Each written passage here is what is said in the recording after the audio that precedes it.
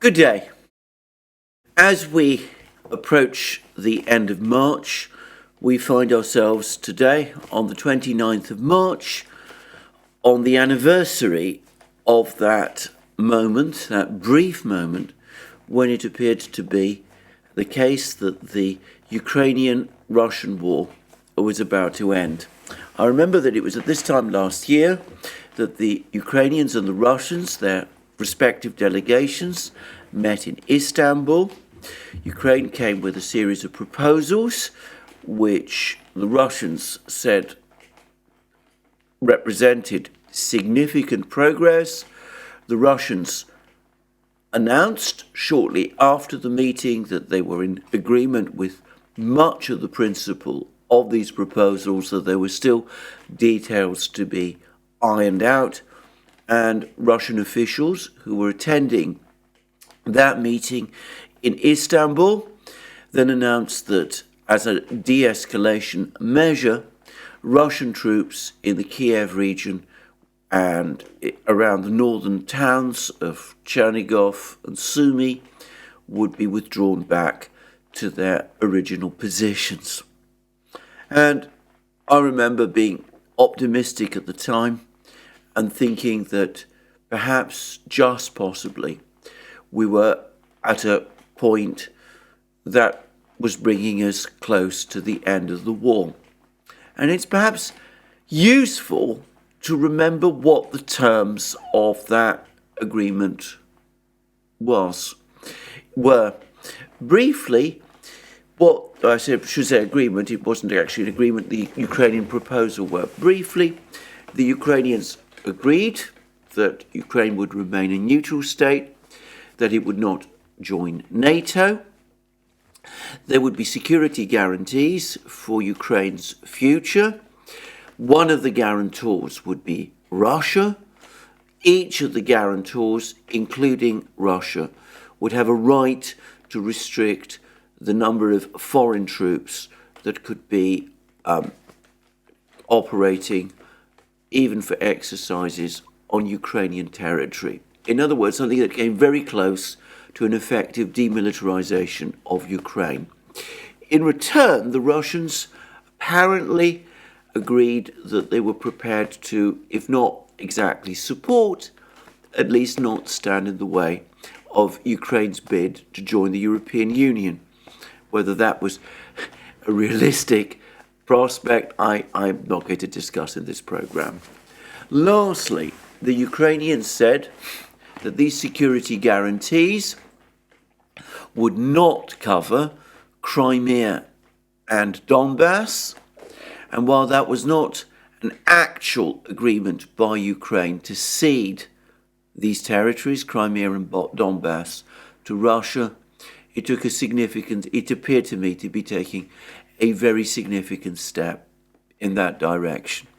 And as I said, for a brief moment, it looked to me as if a peace agreement might be on the horizon.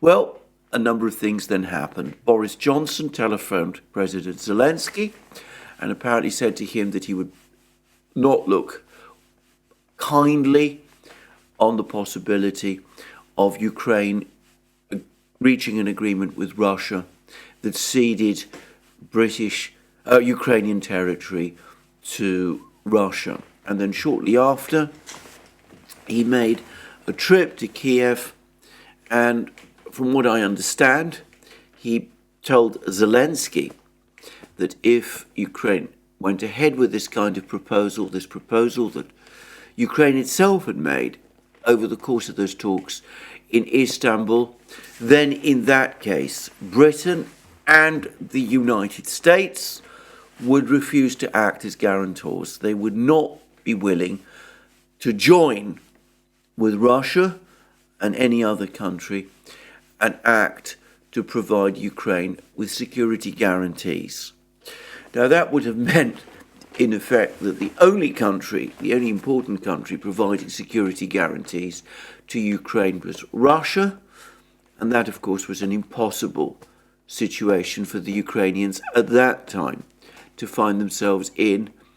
If Zelensky had agreed to something like that, it would have triggered a political crisis in Kiev, and to say it frankly, it's unlikely he would have survived. Well, the result was that over the next couple of days, the Ukrainians quietly took back all the concessions, all the proposals that they made in Istanbul. The Russians sent their response to the Ukrainian proposal, but it went by unanswered, and since then, negotiations between Ukraine and Russia have come to a stop. Now, I want to put it on record that I agree with Jeffrey Sachs, the Harvard economist, who has appeared on several occasions in programs on the Duran, which we've been delighted, in fact honoured to host him. Anyway, I agree with Jeffrey Sachs that the decision to sabotage the Istanbul negotiations was not ultimately made in London, though no doubt Boris Johnson was an enthusiastic supporter of that sabotage.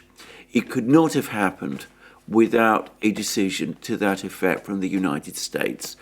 I don't know how exactly it was worked out, but I have no doubt at all that when Johnson telephoned Zelensky and when he subsequently visited Kiev, he did so with the full knowledge and support of the United States government.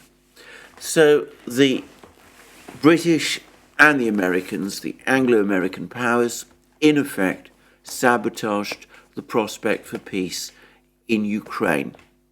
And of course, they didn't just say that they would not provide Ukraine with security guarantees.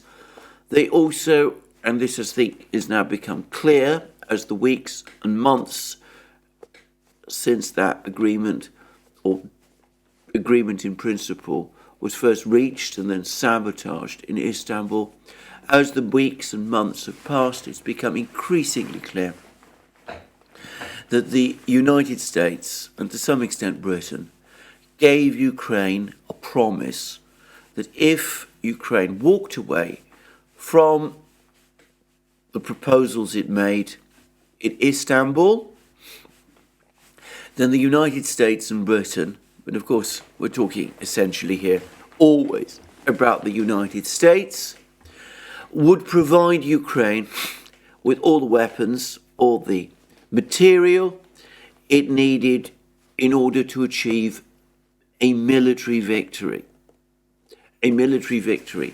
over Russia, a military victory which would result ultimately in Ukraine regaining control of all of its 1991, all of its territory within its 1991 borders, including Crimea itself. And in fact, we have ever since then seen a steady escalation in weapons supplies to Ukraine. Before the war, as has now been admitted by Donald Trump, the United States, even during the period of the Trump administration, was supplying weapons like Javelin systems and Stingers to Ukraine. I figured that out months ago. There were far too many of these systems suddenly appearing in Ukraine at the start of the war for them to have all been supplied when the fighting in February 2022 began. And in fact, Trump has now agreed and admitted that in fact many of these systems were already being supplied to Ukraine at a time when he himself was president. But anyway, after the failure of the Istanbul talks, after the sabotage of the Istanbul talks, the United States started to supply more weapons. It started, first of all, by supplying M777 howitzers and other artillery, and getting its European allies to agree to do the same. These artillery pieces, as I remember, were supposed to be a game changer. Then, when it turned out that they were not going to be a game changer after all, HIMARS multiple rocket launch systems were supplied, and other multiple rocket launch systems were also supplied by Britain and Germany, not exactly the same as HIMARS, but essentially very similar and based on the same technology, but using tracked vehicles instead of light ones. And then more systems were supplied as well, and it became clear increasingly that the United States was engaging in a massive intelligence operation in the skies over Ukraine, that its satellites were feeding information to Ukraine, and that US officials were participating in providing Ukraine with not just intelligence, but even command and advice. And, well, Ukraine was pushed over the course of the summer to use all of these weapons in mounting offensives in Kherson and Kharkiv with all of these weapons, with all of this intelligence, which, to be clear, did not change the strategic picture to any fundamental degree, but which did cause Ukraine enormous casualties. And the United States has been on a game of escalation ever since, so that after the HIMARS and the M777s, we've seen supplies of infantry fighting vehicles, of Bradleys, of Marders from Germany, of all kinds of infantry fighting vehicles from Britain. The British have now supplied Challenger 2 tanks with depleted uranium shells. The United States has provided, as I said, those Bradleys, and it says it's going to provide Abrams tanks in time. And of course the Germans have provided those Marder infantry fighting vehicles and those Leopard 2 tanks. So all of these military supplies have been pouring into Ukraine. The French have been doing their bit. They've been providing shells. All of this has followed, this cycle of escalation has followed and intensified ever since the failure, or rather the sabotage, of those talks in Istanbul in March, at the end of March last year. And here we are, a year later, the fighting goes on. Tens of thousands of people have been killed. Perhaps hundreds of thousands of people have been killed. Ukraine's military position has become weaker. Even the United States, or rather the US media, briefed by US officials, admits to Ukraine's enormous manpower losses, to the fact that the military professionals who made up the core of the Ukrainian army, trained to a certain level of proficiency by the United States between 2014 and the start of the conflict in 2022.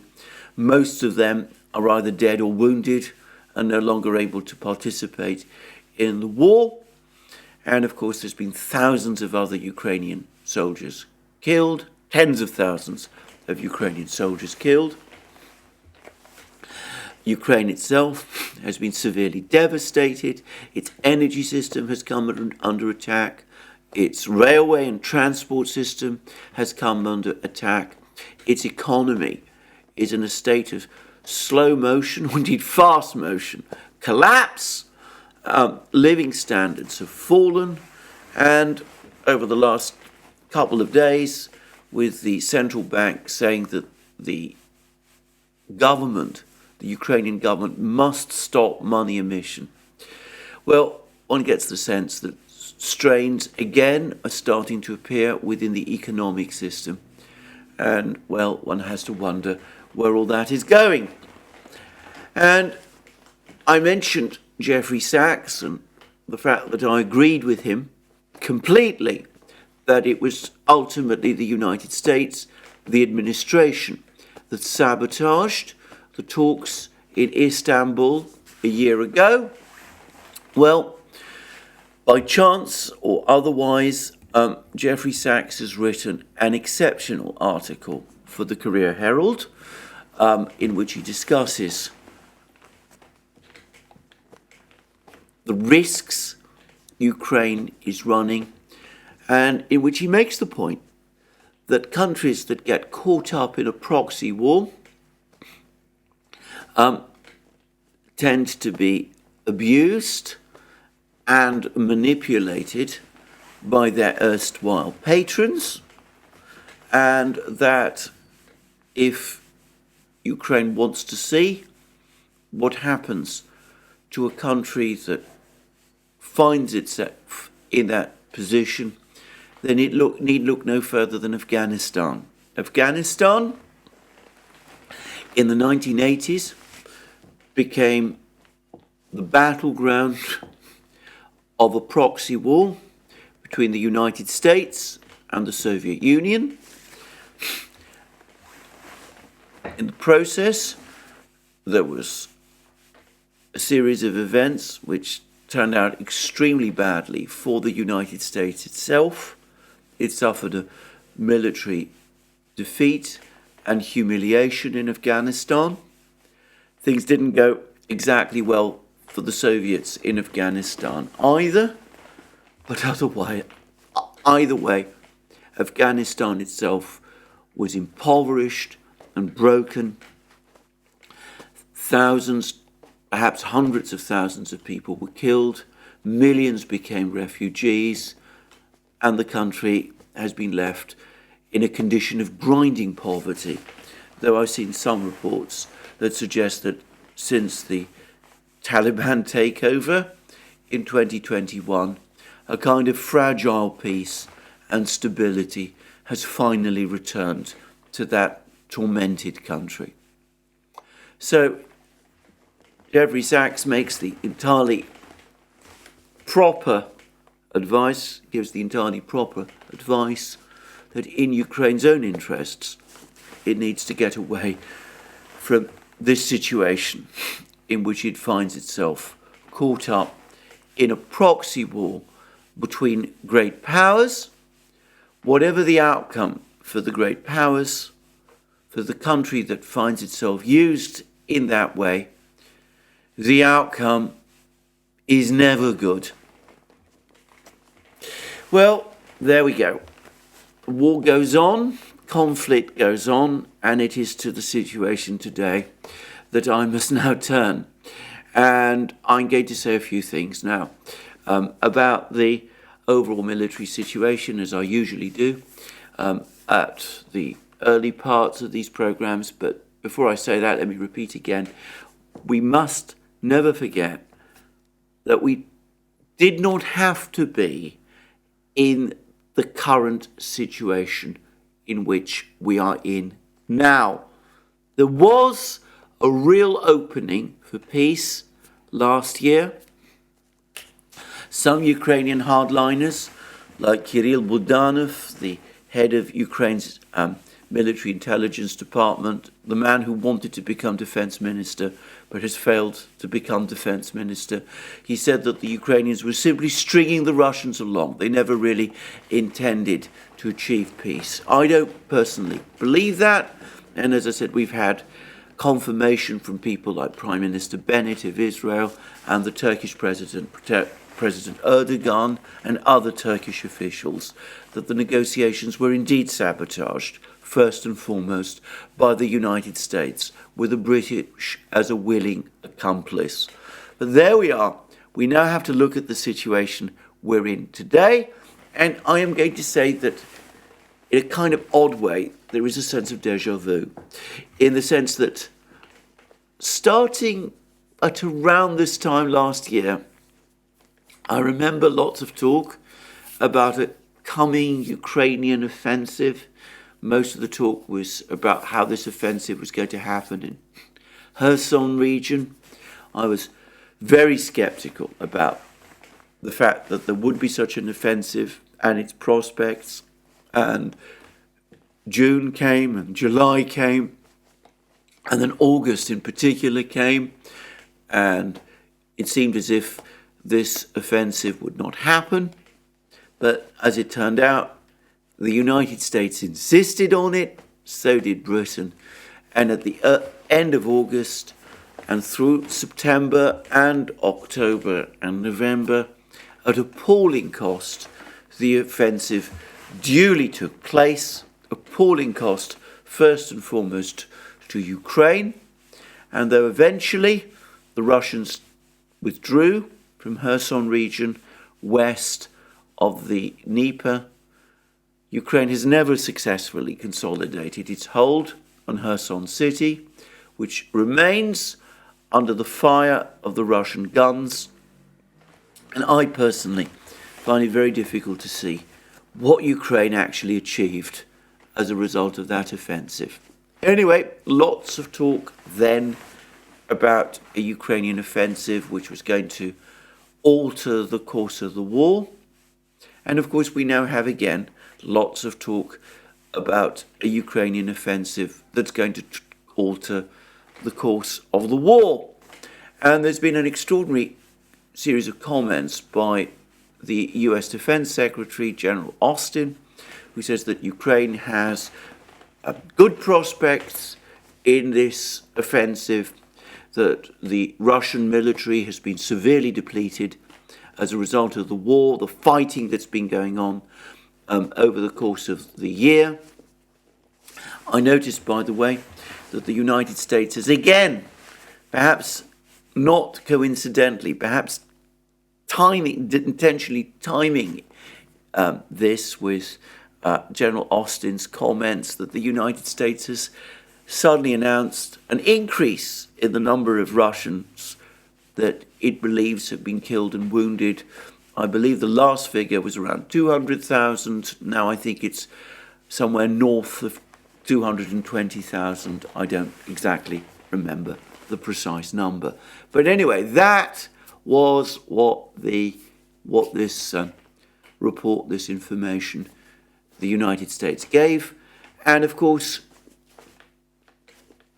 you can interpret, and I do interpret, General Austin's comments about the supposedly good prospects of this Ukrainian offensive as, in effect, a command to Ukraine to carry out that offensive, even though I strongly suspect that there are more and more doubts about the wisdom of this offensive, both within the United States, amongst the uniformed military there, and I suspect to some extent even amongst some Ukrainian military officials as well. A couple of short time ago, I discussed an article from, I think it was the Washington Post, in which a Ukrainian lieutenant colonel was asking how is Ukraine going to conduct a counteroffensive without ammunition.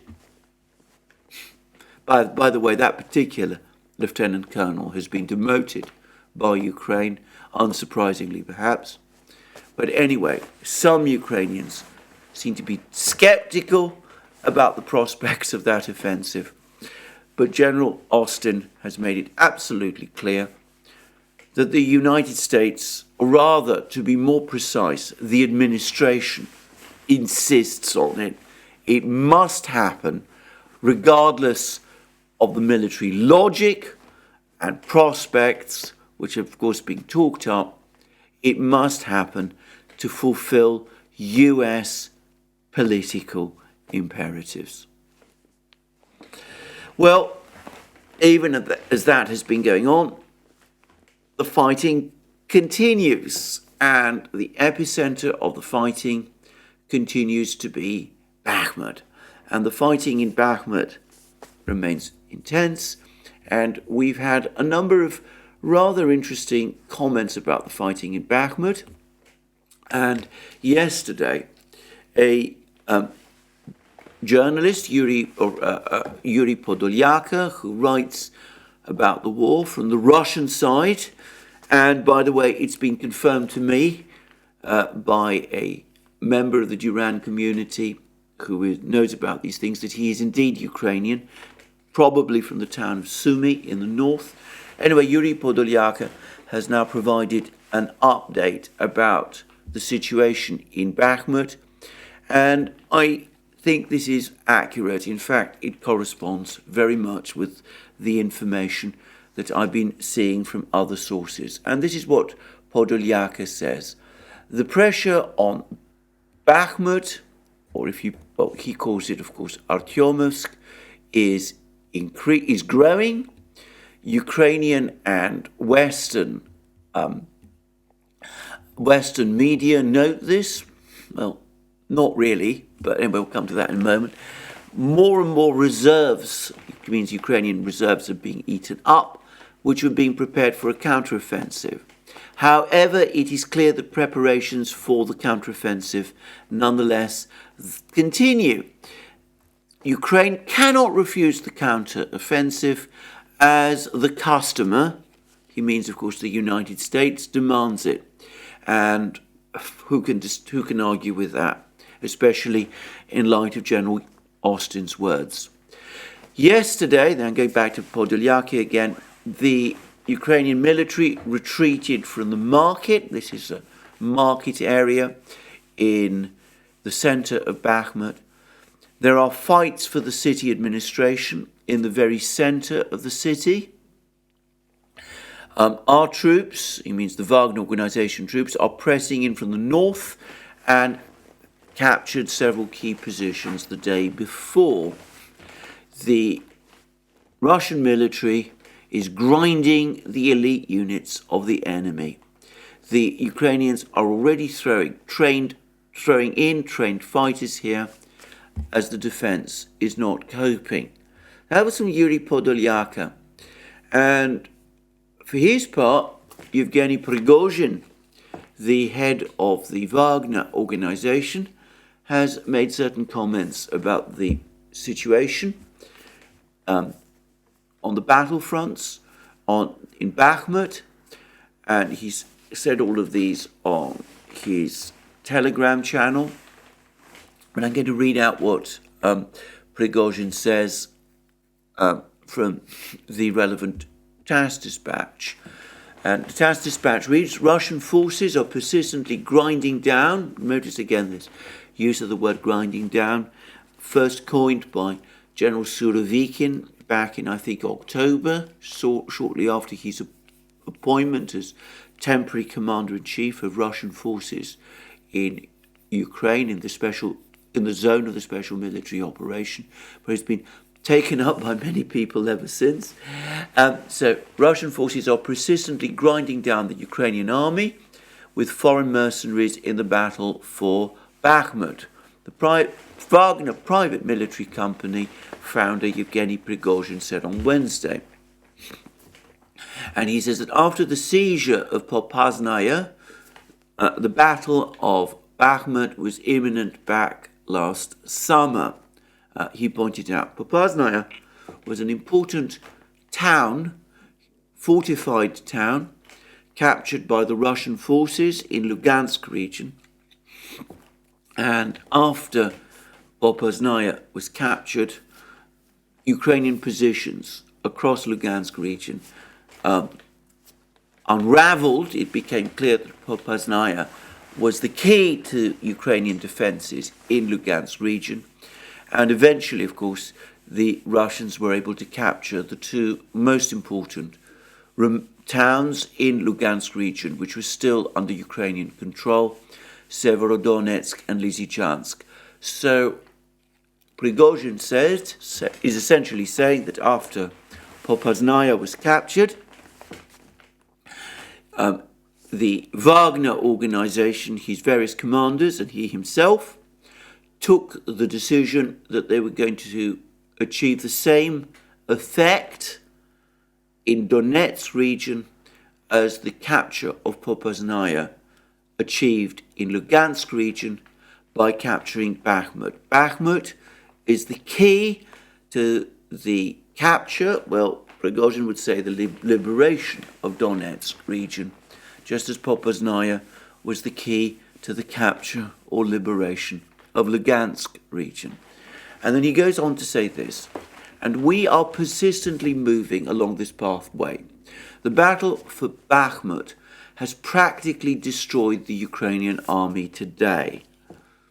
Well, that might be an overstatement, as we will see, but note that, as I said, Western media organizations, Western officials, anonymous officials, are in effect all of them admitting that the trained cadre of the Ukrainian army created in the 8 years leading up to the start of the conflict, in the restarting of the conflict in February of last year, has indeed been largely destroyed, and there's no doubt at all that much of this has taken place in Bakhmut. And then he goes on to say, Prigozhin goes on to say, all Russian units positioned in the flanks, the south and north, must now start to move forward. So that was from Prigozhin. So we see Podolyaka talking to us about the Ukrainian military being ground down in Bakhmut. Prigozhin says the same. Ukrainian military has been ground down in Bakhmut, though he also, by the way, admitted, and I've seen this in other reports of his words, that the Wagner organization has also taken significant losses as well. But nonetheless, it's the Ukrainian army that he says has been ground down.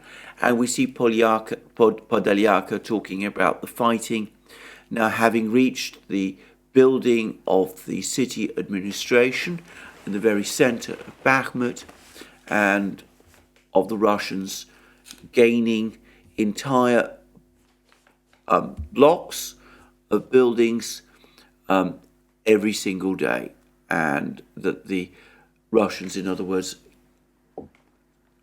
are making significant gains. By the way, another report, also from a Russian channel, Telegram channel that I saw, said that the Russians, presumably primarily the Wagner organization, within Bakhmut are currently capturing 3 houses a day. Now, I suspect that the word house, this is a machine translation, is a translation of the Russian word dom.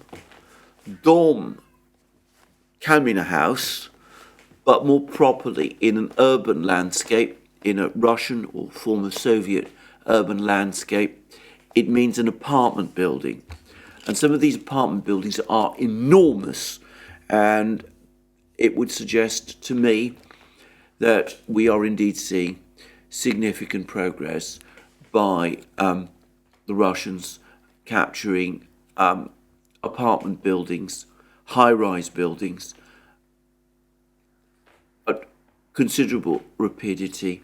Well, to be precise, this commentator, says approximately 3 to 8 houses, apartment buildings per day. So this commentator, whose name, by the way, goes by Marat Khairulin, also claims that the Russians have captured the administration building, have actually captured the administration building, but I'd like to see some rather more reliable confirmation of that before I believe it to be true. Now, I will say that Ukraine has given its own accounts of the fighting in Bakhmut, and they are giving the impression that they're actually holding out successfully in Bakhmut, and this comes from the Ukrainian General Staff. The enemy, that's to say the Russians, continues its assault on the city of Bakhmut. However, our defenders courageously hold the city, repel numerous attacks. It's not very precise about what's going on. The Russian accounts are considerably more detailed, and I do get the sense that the Russians are indeed making progress in Bakhmut. Now, note there's been no sign so far of the much debated Ukrainian counterattack in Bakhmut, the attempt to encircle the Wagner forces in Bakhmut. In his comments on the Telegram channel, Prigozhin doesn't talk about it in any detail. He still seems to think that some risk of that continues, though he doesn't seem to be as worried about it as he was. But anyway, regardless of that, for the moment at least, the Russians appear to be making progress in Bakhmut, and substantial progress in Bakhmut. So note that though these reports say that they have captured the market area, that's in Podolyaka, note also that this other report suggested that they've captured the city administration building. There are no reports that they've captured the Avant-Garde Stadium, which I suspect is a much larger structure and probably still an important structure for the Ukrainians to hold on to as they try to defend their positions, their remaining positions in Bakhmut. So that's the reports of the battle which is going on in Bakhmut. There have also been other reports of fighting in the Avdiivka area. Now, yesterday, the British Ministry of Defence was claiming that a Russian unit made up of reservists participating in the fighting near Avdiivka, and it did so in an incompetent and ill-disciplined way, and that it lost a large number of tanks in what seems to have been an unsuccessful attack. Well, that's what the British Ministry of Defence is saying. I haven't seen a single Russian report that corroborates that information. Now, maybe the word has gone out from the Russian Defence Ministry not to report this setback. I have to say, given that Russian military reporters seem to be a difficult and independent-minded lot, I would have thought that if something like that had indeed happened, we would have heard about it. I remember when there was significant setbacks by the Russian forces in Vuhledar. The Russian media was full of that information, and I think if there'd been something like this happening in Avdiivka, we would have had confirmation of it from the Russians.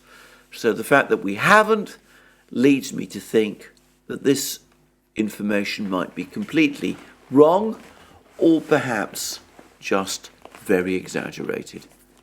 Anyway, lots going on other battlefronts. The Russians and the Ukrainians have been launching strikes on each other's rear positions. The Russians seem to be engaging in very heavy missile and artillery strikes, both on Ukrainian positions in the Zaporozhye area, especially near Orekhov, where it seems they think that much of the Ukrainian advance as part of this counteroffensive will take place, but also across the river in Kherson region, and also, by the way, further north in the Kremenaya-Svatovo region, with also strikes on Ukrainian positions in the northern Donetsk city of Slavyansk. Whilst the Ukrainians have launched attacks of their own, including a missile strike, apparently a HIMARS missile strike, on the town of Melitopol, which is or has been reported as being one of the principal targets of this offensive that the Ukrainians are going to launch at some point. Nobody seems to be quite sure when. The latest reports I've seen, by the way, suggest that mid to late or April is the most likely timeline, though that might be a little bit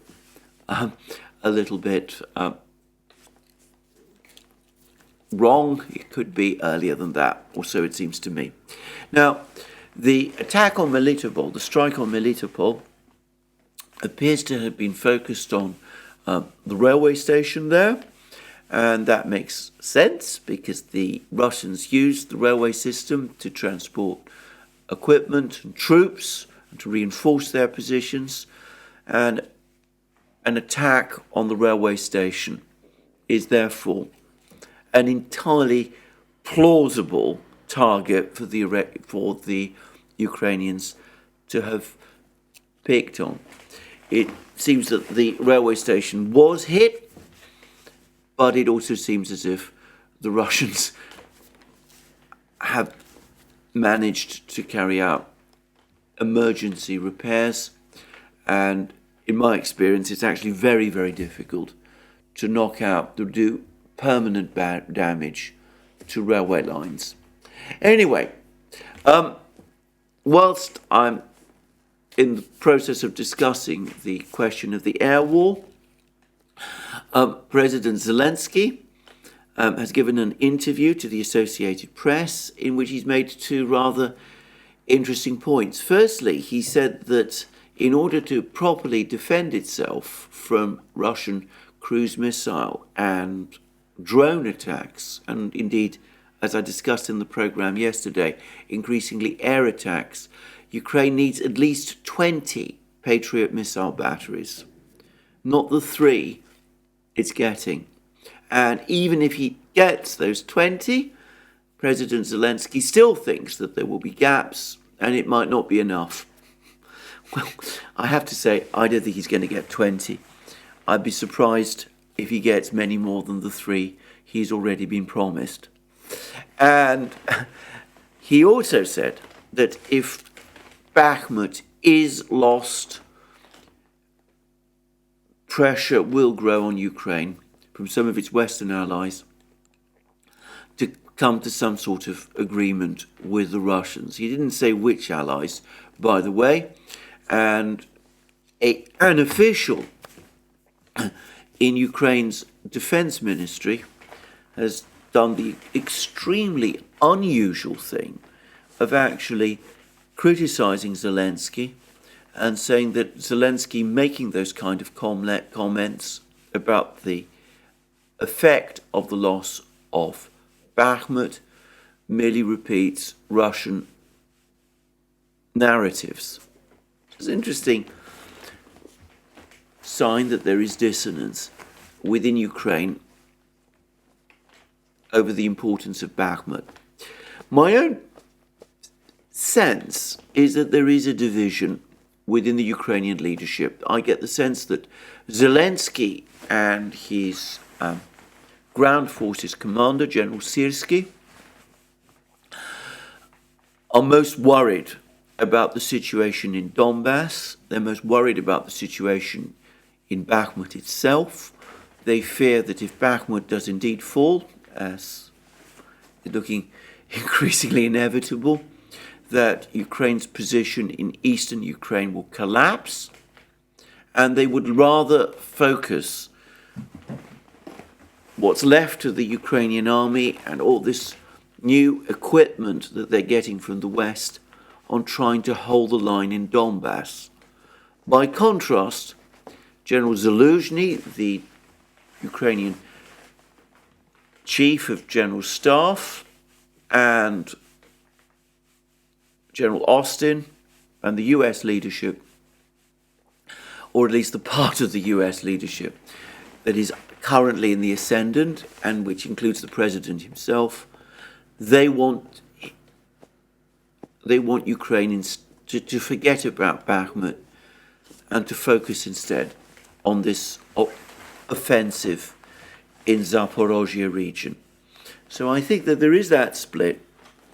But as I said, it's absolutely clear that for the moment, it's the supporters of the strike south, the offensive in Zaporozhye, who have the advantage. And with Zelensky admitting, apparently, that without support from the Western powers, from the United States, Ukraine cannot continue the war, one can understand why. When Ukraine finds itself in the kind of dependent position that it is in at the moment, it has to do that which the United States orders, even if Ukrainian officials, Zelensky, Syrskyi, perhaps others, are skeptical about the wisdom of those orders. And by the way, that brings me back to the point made by Jeffrey Sachs in his article to Korea Times, that countries that become proxies, but find themselves in a proxy war between great powers, lose their effective independence, their capacity to make decisions in their own interest, and can suffer very severe consequences in consequence. Anyway, that's Zelensky, that's the situation in Zaporozhye region. But I just, before I would finish, say that there's also been one rather interesting development which came yesterday, which is that over the course of the briefing that the Russian Ministry of Defense routinely provides about the events in the war, which is basically a catalogue of Russian missile strikes and artillery strikes across Ukraine and the casualties that Russia has inflicted upon the Ukrainian military by doing that. Over the course of that briefing, the Russian Defense Ministry said that Russian air defense forces had intercepted a ground-launched small-diameter bomb munition, smart munition, for the first time. And that is actually an interesting development because some weeks ago, some months ago, in fact, about actually, I seem to remember it was towards the end of the last year, as availability of HIMARS missiles began to run down, one of the US defense companies, I think it was Boeing, suggested that there'd be an improvisation whereby a small smart bomb was attached to a rocket, and this could then be launched from a modified HIMARS system. These systems, this rocket would launch this bomb, which is a kind of glide bomb, and it would launch it up into the sky, high into the sky, and then the glide bomb would detach itself from the rocket and would gradually travel down to the Earth. And that would, by the way, extend the range. It would give Ukraine munitions that have a range of, I believe it was 130 kilometers, as opposed to the 80, 90 kilometers that the HIMARS rockets have. And we now see that the Russians are claiming that these adapted munitions are now being used by Ukraine. And importantly, they also say that they managed to shoot one of them down. Now, the latter is an interesting fact in itself. It may suggest that these ground-launched small-diameter bombs, which, by the way, do not have a big explosive charge, even though they do have a very long reach, that they might not be quite as effective as some people, both in Ukraine and the United States hoped, because it seems that the Russian air defense system is able to intercept them. Anyway, that's all I'm going to say about this. We now have information from the Russian Ministry of Defense about a visit by the Russian Defense Minister Sergei Shoigu to a number of factories in the Chelyabinsk and Kirov regions. Now, these are in east central Russia, near the Urals. And Chelyabinsk is actually located east of the Urals, and it's a major industrial city. And we're not given the names of the factories that Shoigu visited, though it's not implausible that one of them is the simply gigantic Chelyabinsk tractor factory, which is one of the big Russian Soviet-era industrial plants created during the period of Stalin's 5-year plans in the 1930s.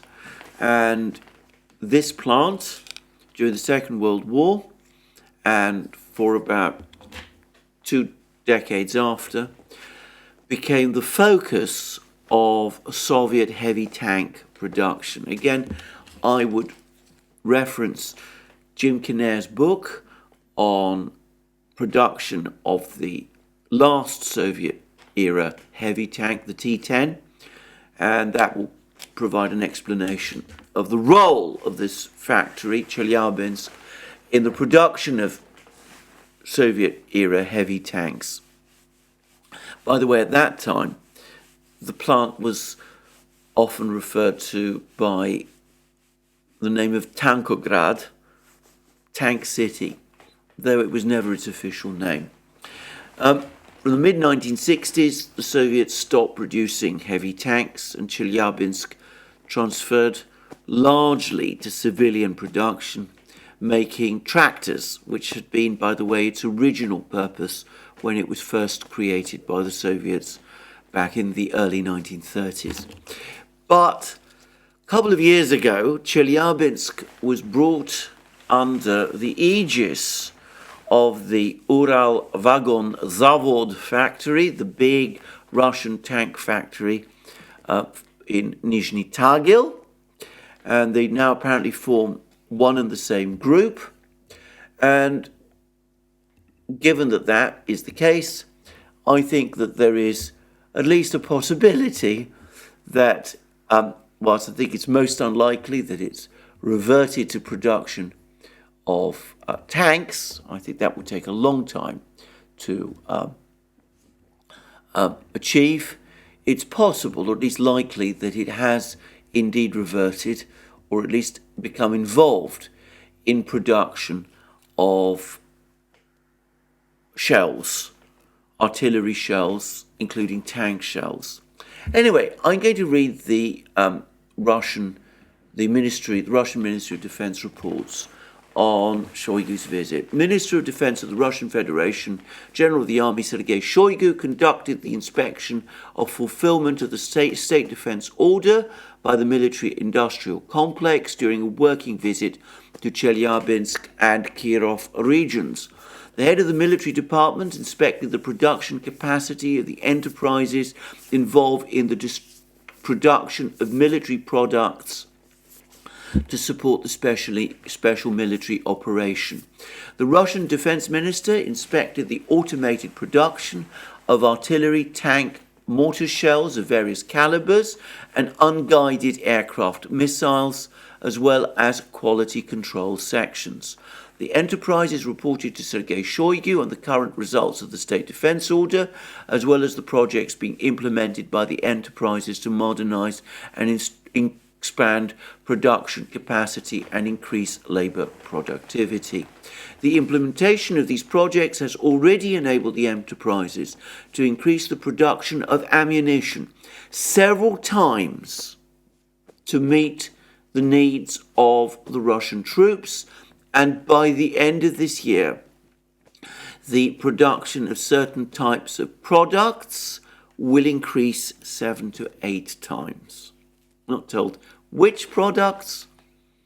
I'm going to guess that these are probably these unguided aircraft missiles, but might be others. Anyway, that's what the report says. And then we finally read, following the work at the military-industrial complex, General of the Army Sergei Shoigu held working meetings with the leadership of the enterprises, representatives of the military administrative bodies, and the Ministry of Trade of Industry and Trade of the Russian Federation, during which tasks were set to further increase production of the entire range of manufactured products in accordance with the schedules of the fulfillment of the State Defence Order. And there is a very, very comprehensive slideshow showing Shoigu walking on inside these factories, inspecting some of these shells that are being produced, meeting some of the employees of these factories, whichever factories they are. And it's quite an interesting slideshow. And of course, we have again, it's all very vague, but we again have information that Russian production of munitions, of shells, is apparently on a steeply rising curve. Now, whilst I was reviewing this particular report about Shoigu's visit to Chelyabinsk and Kirov regions, perhaps the Chelyabinsk tractor factory, I also checked out the situation at the Ural Vagon Zavod plant, and I learned that in 2008 Ural Vagon Zavod produced 175 tanks, 62 T-90As for the Russian Defense Ministry, and 60 T-90Ss for India. And that was more than the total number of tanks built in that year around the world in all the other countries around the world. So 175 tanks in 2008. Now, we've been hearing reports that the Ural Vagon Zavod is able to produce 20 T-90Ms a month. That'd be 240 T-90Ms a month. But we see, 240 T-90Ms a year, 20 of these a month. But we saw that in 2008, quite a long time ago, it was able to build 175 of the admittedly less sophisticated T-90s of that period, the T-90As and T-90Ss. And if it could do that in 2008, I'd have thought that it can produce more than 240 tanks in a crisis year, military crisis year, like 2023. Ural Vagon Zavod, to my knowledge, has received quite a lot of investment since 2008, and I would assume that it has updated, at least in parts, its production line, and that it will have taken on more employees.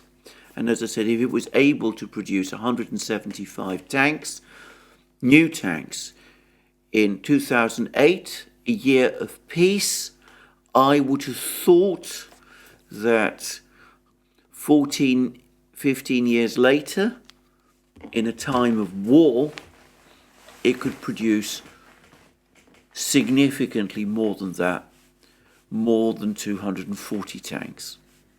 Just saying. By the way, I've also learnt that T-90 production in peacetime accounts for 18 to 20% of Ural Vagon Zavod's total production. The rest is made up of civilian goods, like railway, rolling stock, and other types of equipment, civilian equipment.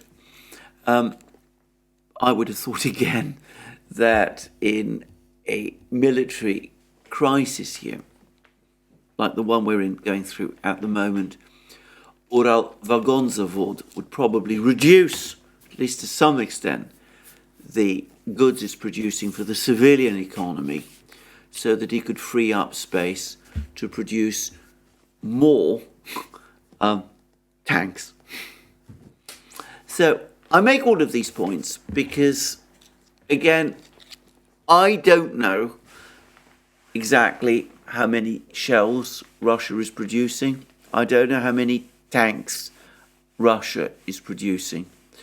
But all the indications are, and Russian officials like Putin, Medvedev and others are telling us as much, that the Russians are producing a lot and many more than Ukraine is getting. In fact, I read a report, another report from a Russian official, can't remember his name by the way, but he appears to say, he appeared, as far as I could see, to say that the Russians now have more T-90M tanks in the battle area, the conflict area, than Ukraine is acquiring Western tanks. And I am sure that is true.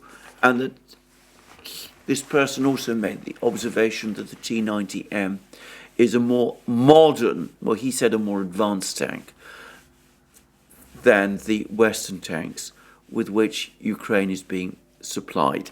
Anyway, I just wanted to make that, and I see that, by contrast, the New York Times